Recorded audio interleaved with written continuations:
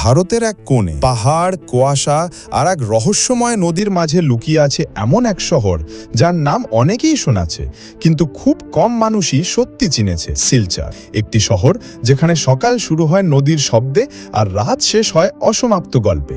কিন্তু এই শান্ত শহরের বুকের ভিতরে লুকিয়ে আছে সংগ্রাম, রক্ত আর ইতিহাসের এমন এক অধ্যায় যা পুরো ভারতকে বদলে দিয়েছিল। 19 মে 1961 স্টেশনের প্ল্যাটফর্মে পড়েছিল নিথর দেহ, কারণ কিছু মানুষ নিজের মাতৃভাষাকে মরতে দেয়নি। এই শহর শুধু রাস্তা আর বিল্ডিংয়ের শহর নয়, এটা আবেগের শহর, এটা স্মৃতির শহর।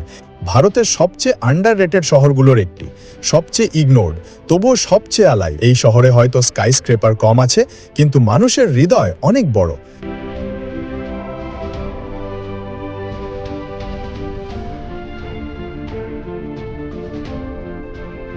বরাক নদীর উপর ধীরে ধীরে ভেসে আসছে সকালের কুয়াশা। দূরে পাহাড়ের গা বেয়ে নেমে আসছে সূর্যের আলো। চারদিকে শুধু সবুজ, আর সেই সবুজের মাঝখানে নিঃশব্দে জেগে উঠছে এক শহর, শিলচর। একটি শহর যাকে অনেকেই শুধু মানচিত্রে দেখেছে, কিন্তু খুব কম মানুষই জানে এই শহরের বুকের ভিতরে লুকিয়ে আছে ইতিহাস, আবেগ, সংগ্রাম আর এক অপূর্ব সৌন্দর্যের গল্প। উত্তর পূর্ব ভারতের এই শহরটা যেন অন্য এক জগৎ।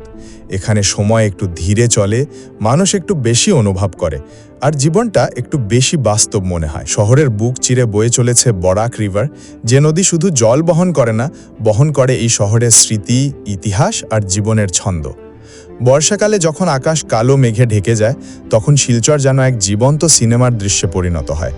চা বাগানের পাতায় জমে থাকা বৃষ্টির ফোঁটা, দূরের পাহাড়ে কুয়াশার আস্তরণ, নদীর শান্ত স্রোত, সব মিলিয়ে প্রকৃতি এখানে নিজের সবচেয়ে সুন্দর রূপে ধরা দেয়।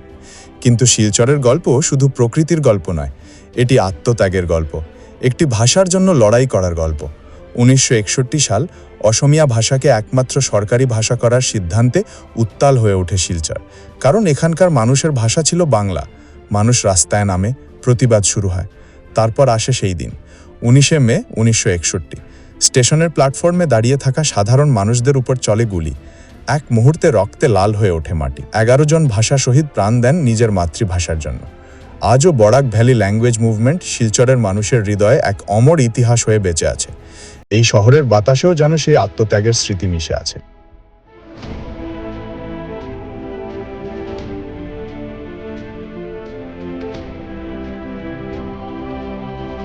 শিলচরের জীবন অন্যরকম। এখানে সকাল শুরু হয় চায়ের দোকানের আড্ডায়। পুরনো বন্ধুরা এক কাপ ধোয়া ওঠা চা হাতে রাজনীতি থেকে ক্রিকেট সব নিয়ে গল্প করে। সন্ধ্যায় পার্কে হাঁটে পরিবারগুলো। এখানে মানুষ এখনো একে অপরকে নাম ধরে চেনে। মেট্রো শহরের মতো এখানে জীবন দৌড়ায় না, বরং ধীরে ধীরে এগোয়। আর সেই ধীরগতির মাঝেই লুকিয়ে আছে এক অদ্ভুত শান্তি। সংস্কৃতির দিক থেকেও এই শহর অসাধারণ বৈচিত্র্যময়। বাংলা সংস্কৃতির গভীর প্রভাব থাকলেও এখানে একসঙ্গে মিশে আছেন অসমীয়া, মণিপুরি, মিজো এবং বিভিন্ন সম্প্রদায়ের ঐতিহ্য। দুর্গাপূজার আলোকসজ্জা, ঈদের আনন্দ, বিহুর উচ্ছ্বাস সবকিছু একসঙ্গে মিলে এই শহরকে আরও জীবন্ত করে তোলে। অর্থনীতির দিক থেকে শিলচর এখনও অনেকটাই সম্ভাবনার অপেক্ষায় দাঁড়িয়ে।